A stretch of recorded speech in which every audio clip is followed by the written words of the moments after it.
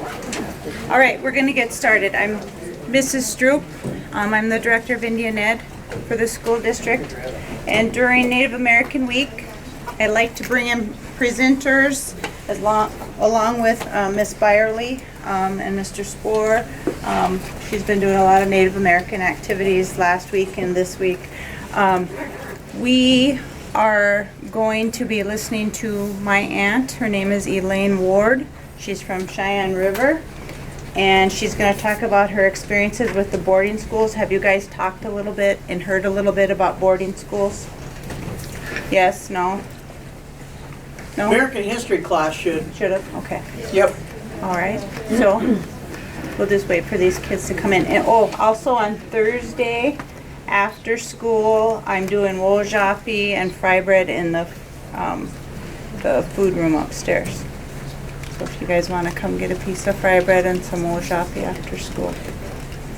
You guys, you'll want to come up as close as you can and sit on the floor and here. be comfortable. This must be, yeah, this is. This is DeBoer's too. Yeah.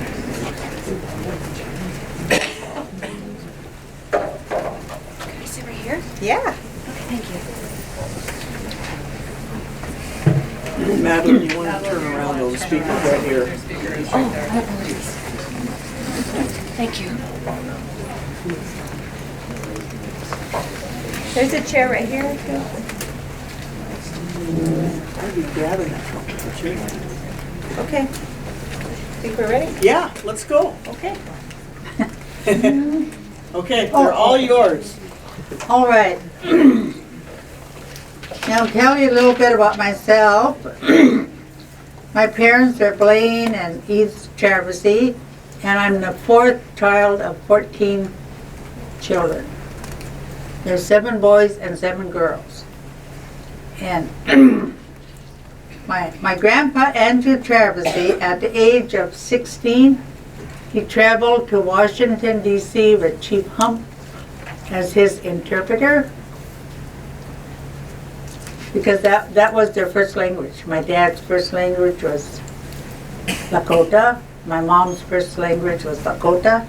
And on my mother's side, my great-grandpa was Chief Yellowhawk. That was on my mom's side. And then we also had a Chief Oigo. He was one of our relatives, Chief Oigo from, where was the Sioux City? Yeah. And as members, when was it we all got a payment from Chief Oigo? I got mine when I was 18, but look, 70, if Yeah. you're born after 76. Yeah, we all got a payment from Chief Oigo's.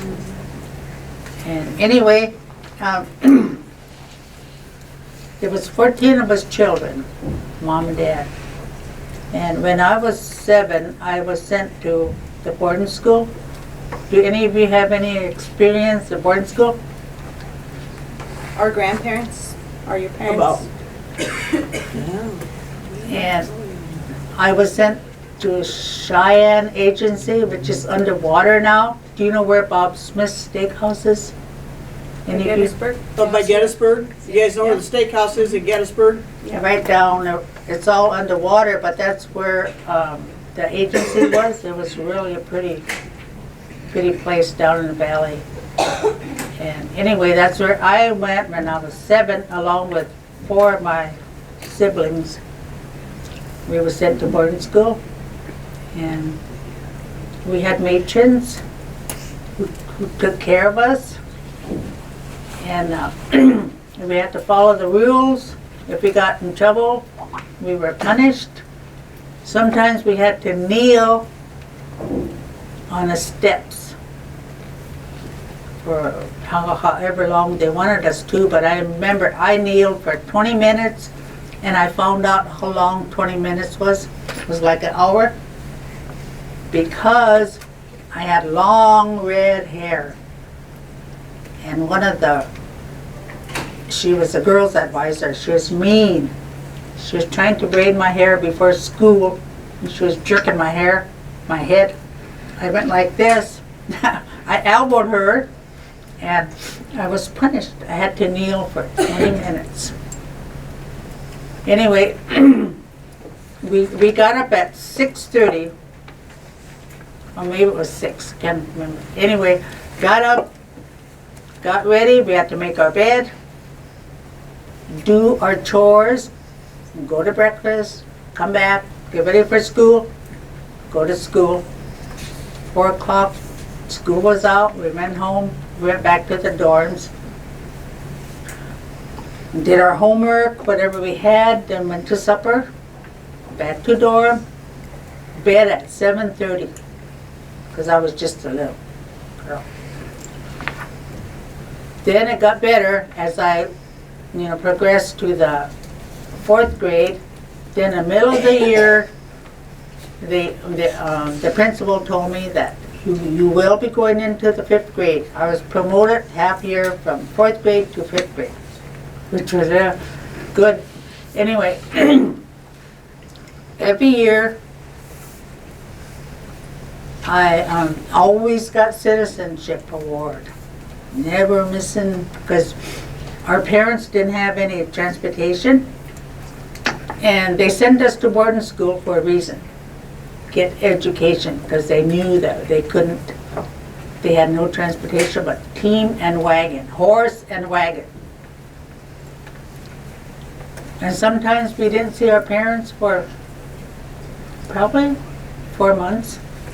Sometimes we stayed in the dorms during Christmas, Thanksgiving, which was, it was all right. We knew that the parents couldn't come and get us, or the snow was too deep, whatever. Anyway,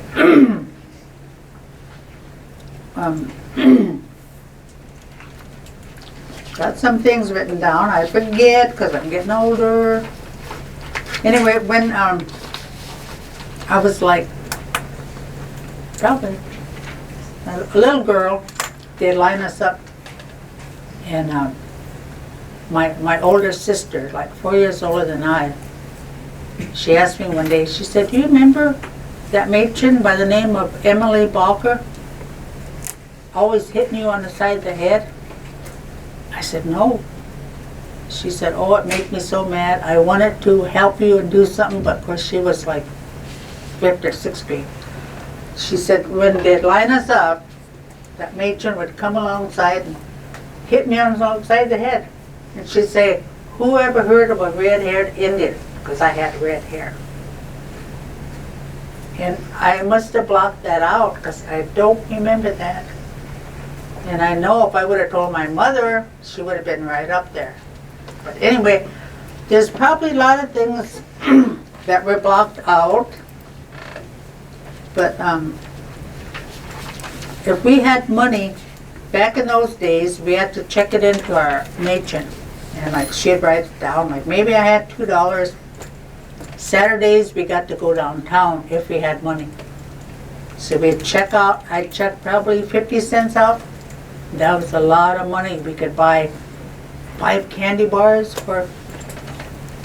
buy chips for 50 cents.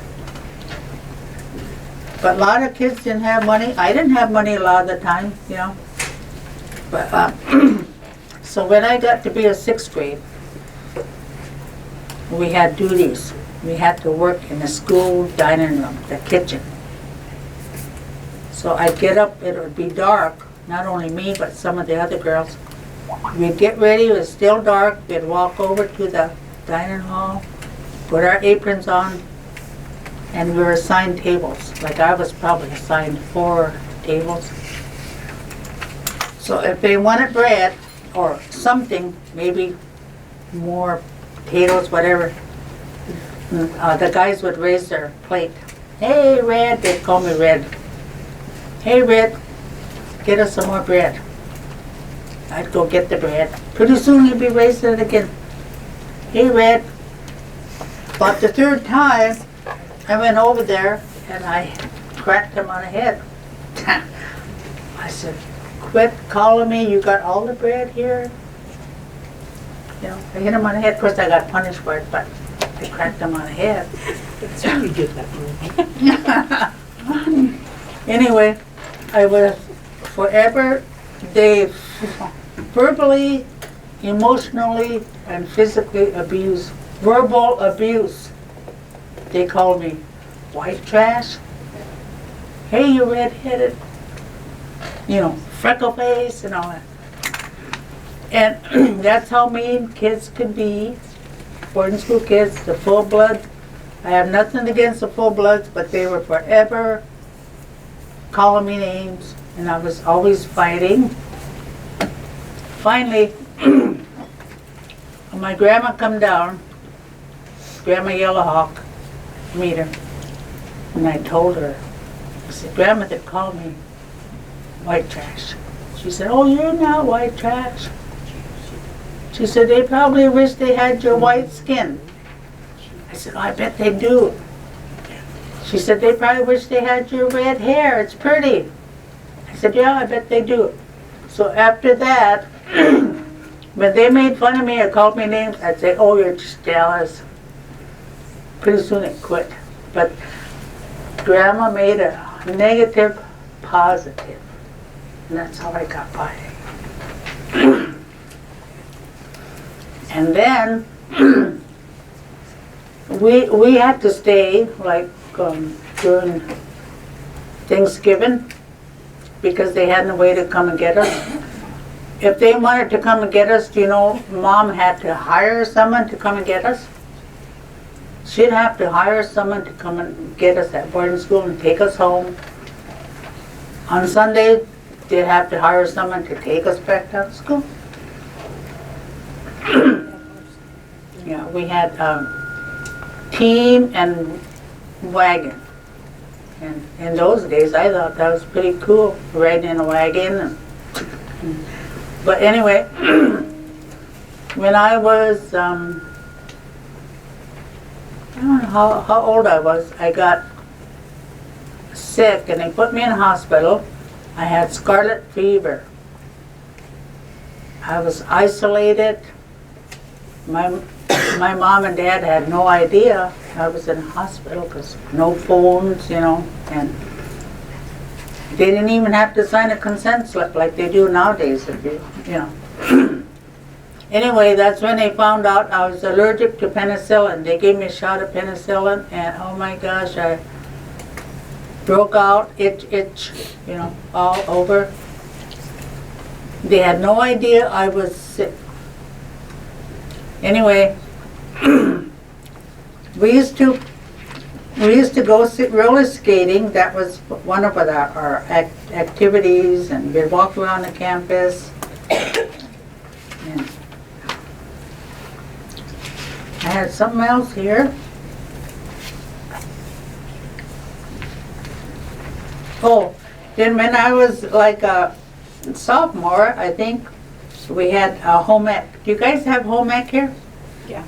Foods class. Yep. Anyway, it was sewing. And I like to sew. Anyway, they took us in a bus to Mobridge, J.C. Penney's. We picked out our material, our patterns, and because we had a style show every spring. And the judges were professional from Mobridge, J.C. Penney's and different places. Anyway, we had a style show and I won second place. And J.C. Penney's presented me with a can-can. Do you know what a can-can is?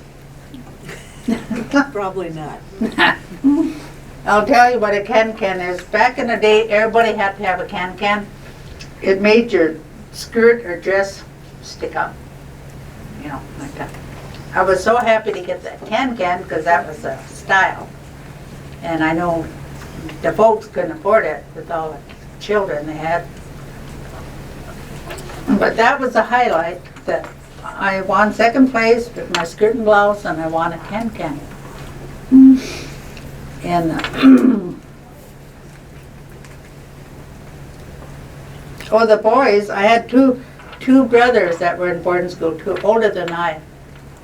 And what they did was, in agriculture, they helped with the chores because they had like a beef camp. So, yeah, that's where they were.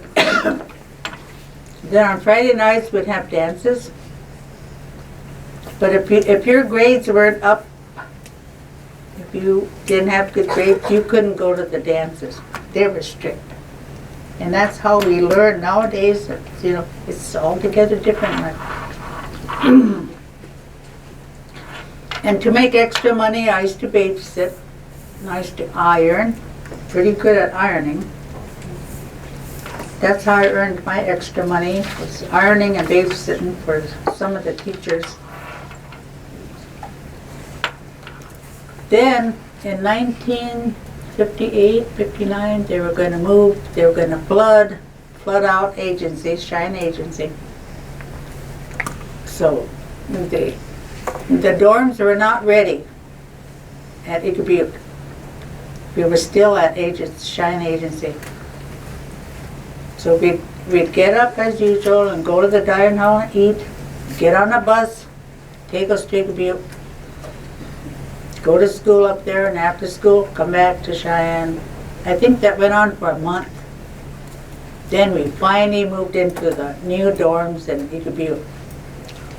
So a lot of kids were overwhelmed with the change because here was all these white students, and then the kids from Cheyenne Agency were like, a lot of them were full blood, and they were just, I don't know, but I fit in because of my.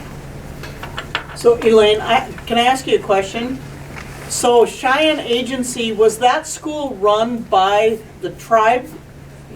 The BIA ran it? The government, yeah. Okay, so then when you moved over to Eagle Butte, It was still BIA, but because it was in Eagle Butte, then the white families around that community could come into Eagle Butte to go to school. Yeah, they went to school. That's why she's making reference to the white kids, because Cheyenne Agency were all native kids. Yeah. It was almost kind of like they were segregated. Yeah. Mm-hmm. So then when they moved the boarding school over to Cheyenne Eagle Butte, the town, then the kids were together in school. Yeah. Okay, so that transition, you guys, and that's, one of the things we're trying to get you to understand here is different boarding schools were run by different organizations. Okay, I taught at Crow Creek for 4 years, and when that was a boarding school, that was a Catholic boarding school. It was Stefan Mission is what it was. Yeah. So, each place was kind of a different deal. But when she makes reference to the white kids coming to school, that's because a BIA school includes all students. Yeah.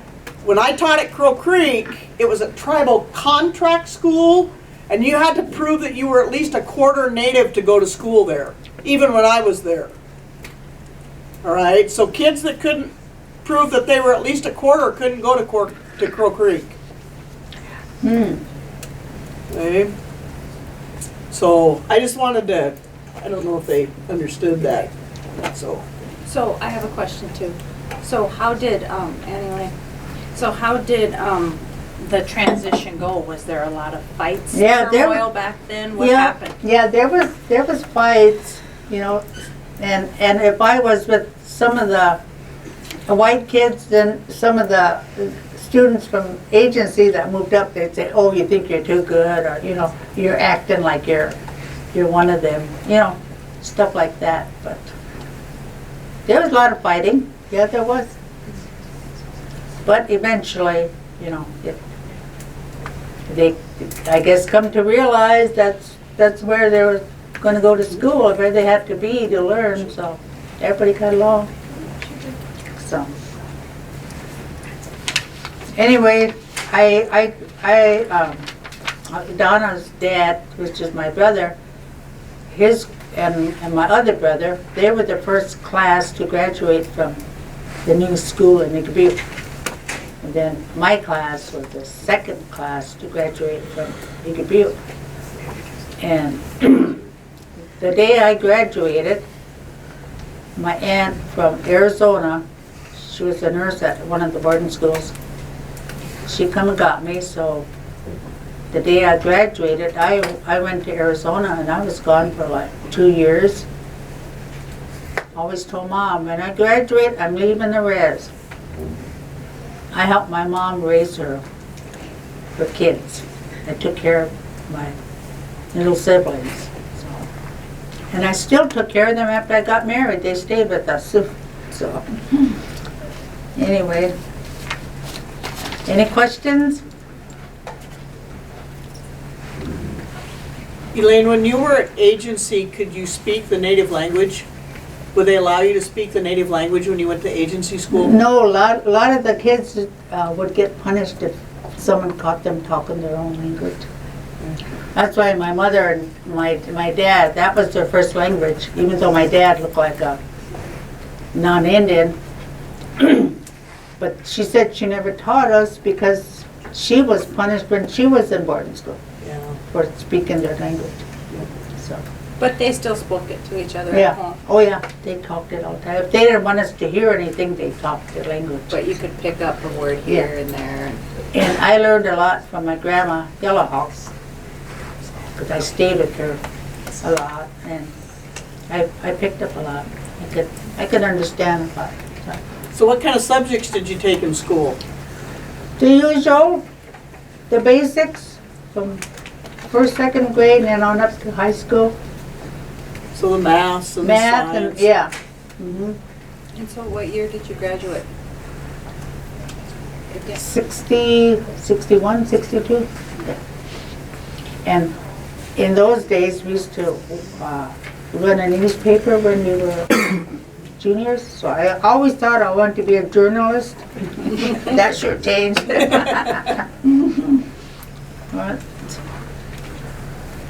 But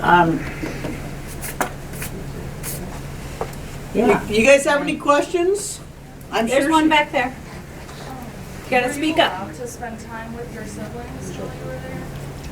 Were you allowed to spend time with like Dad and Uncle Pierre? The only time you'd see them was probably at the dining hall at breakfast, lunch. So did you have classes, like, let's say in your science class, were there boys and girls in the same class? Oh yeah, Elaine? yeah. But like upperclassmen and stuff, you didn't have a lot of interaction When you were smaller. when No, you were no. smaller. She was telling the other class about her younger brother, my uncle Delbert. He didn't really assimilate to boarding school very well. He cried a lot. He'd be crying and crying on campus. I could hear him crying. I wanted to go help him, but he just never could get used to it. And my dad favored him, I guess, babied him, so he could never adjust to boarding school. Well, Melvin never went either. But he must not been a baby because he went to Vietnam. Yeah. So yeah, so he had different issues. So. But Madeline, do you have a question? Sure. How did you, I guess, cope with the homesickness, if any? at first, when you first get to school and are packing your stuff, of course and then especially at night, of course you're lonesome, you cry, but then you quickly adjust and get over it. Okay. I liked it because I was always doing something, and I was probably, come to think of it, I didn't think I was any different. I had red hair and freckles and everything. I didn't think I was any different. I never once thought, but the other kids did. I guess I was the only one in boarding school who did have red hair. And my dad. Yeah. So they picked on me, but I was forever fighting. I got in so many fights defending myself. Had a lot of black eyes. The biggest black eye I had was not from fighting. I and a girl named Zelda, we were assigned to clean the alcove, vacuum the alcove. It was pretty big vacuum like this. So we got through, and instead of her going over there and pulling it like you're supposed to, she jerked it like that, and that big cord come and hit me in the eye. I had a big black eye. But she was a full-blood, and we got along very well. She was, so I had friends on both sides, so. Do you think any of you could survive in boarding school nowadays? We still have boarding schools in South Dakota. Flandreau Indian School is a boarding school. Of course, Pierre and Learning Center. Okay. Eagle Butte is. Eagle Butte. I don't think St. Francis is anymore, are they? Chamberlain? Chamberlain's got a boarding school. Yep. Marty. Marty, I think, is a boarding school. So there are still several around. The biggest difference today is for all of them, either the tribes could run them or the BIA. So Flandreau is a BIA school. They actually have kids from 5 states go to school in Flandreau. Yeah, that's where my late husband graduated from. Yep. So theirs is a little different. When I was at Crow Creek, we had kids from all the reservations, including the Santee down in Nebraska. When I first started at Crow Creek, it was the dorms were set up for specialized counseling. So if kids had been in a little bit of trouble, it was almost like a teen court, like we have here, where kids could ask then to come to school to Crow Creek and receive some special counseling for things, instead of going like to JSC or whatever. All right. The last 2 years I was at Crow Creek, that changed. Today, Crow Creek is primarily for the kids on the Crow Creek Reservation. They get a few from other places, but not very many, like they did when I was there. And I was there in the 80s, so that was a long time ago. Is but- Santee still running? Say that again? Santee? Yeah, it might be. That's where my mother went to school. She always talked about Santee. Yeah, yeah. So, the boarding schools have not gone away. Maybe some of the discipline might be a little different, but the whole concept, a real good friend of mine worked for the Pierre and Learning Center for a long time. You guys, and every fall, they'd load up, they'd get in the school buses and the vans, and they'd make the routes and pick the kids up and bring them. And this is, what, 1 through 8? K through 8 out here. So imagine being a kindergartner and somebody coming to your house and picking you up in a van, and you don't get to go home until Thanksgiving. And a lot of kids stay and then don't go home until Christmas. Yeah. Okay? That much stick with you. I remember about 4 years ago, I rode with one of my brothers. He had an appointment in Rapid. I rode with him, and then he got through with his appointment, so we went to eat and then went to Walmart. It was in the fall, and we're walking through and we see all these trunks and suitcases for school. Yeah. And I just got this sick, lonesome feeling that so we always have to do, pack our suitcases, So I told Andy, I said, let's leave, it's just getting sad. It's looking, so we did. Yep. So it still affected me, which I didn't think it did. Yeah. But it did. Yep. Yep. When I was at Crow Creek, it was 9 through 12. So we didn't have the little tiny guys there. But even for those kids, we had kids from Fort Thompson that would live at the school during the week and then go home on the weekend. And there were some kids from here in Pierre. I would actually pick them up on Sunday afternoon, and they'd ride to Crow Creek with me, and then I'd bring them home. If I was going home Friday, if I didn't have a basketball game or something going on, then I'd drop them off with their parents here. But you get to talking to even those older kids, and just that experience of not being at home. They just, and we at Crow Creek at that time, we were trying to make the dorms as homey as possible, and we'd bring the kids down here to Pierre to movies, and we'd go, on field trips and all kinds of stuff. But it's not home. And a lot of those kids didn't have, siblings with them. Their siblings a lot of times were younger, and because we didn't have the little guys at Crow Creek, they, miss their siblings, and so it was a unique experience for me to teach there. We like to think here in Pierre that we're small enough, pretty family oriented. Some of you got your grandparents live here in town, and so if you really needed something, they're a phone call away. For all of you that forget something at home every day and mom or dad have to run it up here to Riggs, they're a phone call away. Yeah. And that's a whole different experience No phones, nothing.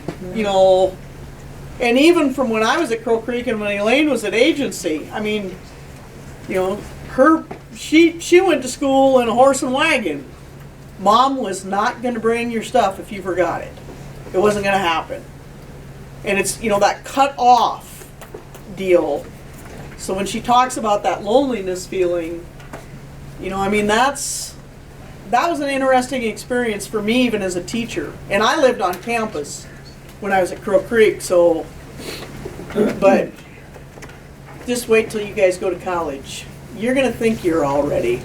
Mm-hmm. Yeah. And the first thing you're going to be doing is, and if you're not calling mom and dad, you're going to be calling a brother or sister. I can guarantee it. Yes. Yeah, that's what, yep. Even if all your friends go with you and live in the same dorm, it's not the same. So, are there any other questions? You got a question back there, Mr. DeBoer? Yeah. So, like you're separated from the reservation and from your family. Was there like a disconnect between like your parents and you? Like language-wise, you talk about different first languages, but what did you feel like a disconnect between people when you went back home versus kind of caught in between there? When you went to the boarding school, and then when you went back home, did you feel disconnect from the people back home? Oh, at first, yeah.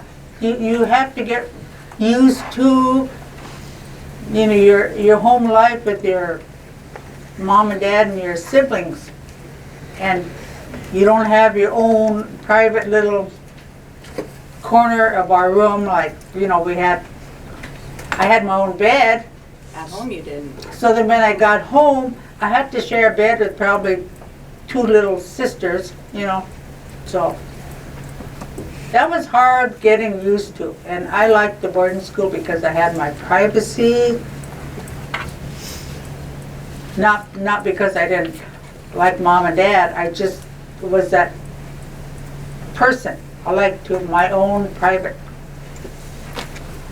And I like to stay with my grandma. I stayed with my grandma a lot. And she was a very wise woman, so I stayed with her a lot.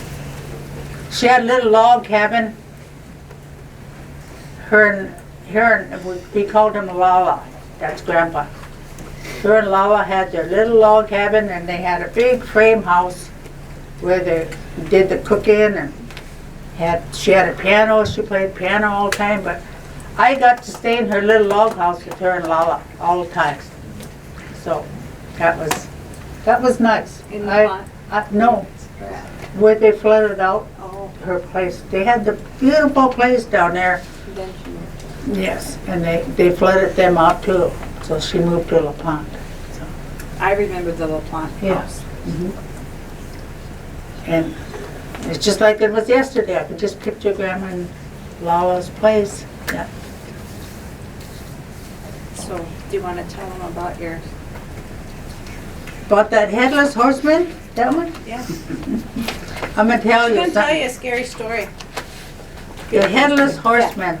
Did any of you ever hear that? Yeah, Who did? yeah, they said yeah. Oh, they did. Yeah. Okay, I'm gonna tell you something. All the people living around or near Whitehorse would go to Yellow Horse Springs to get water. That was the best water. I and my brother Andy would take the team, couple barrels, we'd go down there. Everybody got their water there. Anyway, some were close enough they could walk. Others traveled by team in water like us. And every year at Christmas time in Whitehorse, they had what they called the Christmas tree, and every year the whole family would go in the team and wagon. That was like Christmas Eve, midnight, you know. And it was such a fun and exciting time for all the kids. They would help decorate the tree and get to play with other kids. And then every kid would get a gift and a candy bag. This one year, only Pierre, my older brother, and Mom, they went to church, to the Christmas tree, as it was real cold out, And Dad said he would stay home with the rest of us kids. It was a very moonlight night and really cold, and on the way home, the horses started snorting and acting up, like there was something behind them. When Pierre and Mom looked back, there was a black horse coming real fast toward them. So they hit a trot with the team, and the horse was getting closer and closer and running fast. The team of horses were running by now. Pierre had whipped them up, and the team were running real fast. And when they looked back, it was a headless horseman on a black horse. He chased them for quite a ways, but finally stopped, and they kept going. When they got home, they came in the house all shook up, excited, and told Dad and the rest of us kids what had happened. After he calmed down, Pierre and Dad went out to unharness the team. It was a still, beautiful, calm, cold night, and there was nothing around. It is said that this headless horseman was seen several times in that same area by several other people. Some say it was a lost spirit that was not out to hurt anybody. So that was actually something that happened to Mom and my brother Pierre. That headless horseman chased them on Christmas Eve, chased them so far, and then just disappeared. So we used to tell my grandma. Grandma tells a story. Oh God, she'd tell us such good stories. We'd lay on the bed with her. Oh my God. Those are the good old days. Even now, my kids or grandkids will say, Grandma, could you tell us a spooky story? Yeah.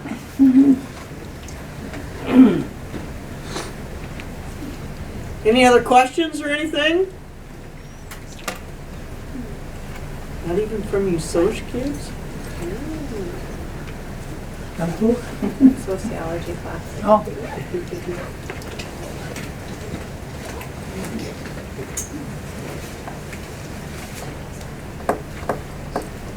Very quiet. They are pretty quiet. Well, everybody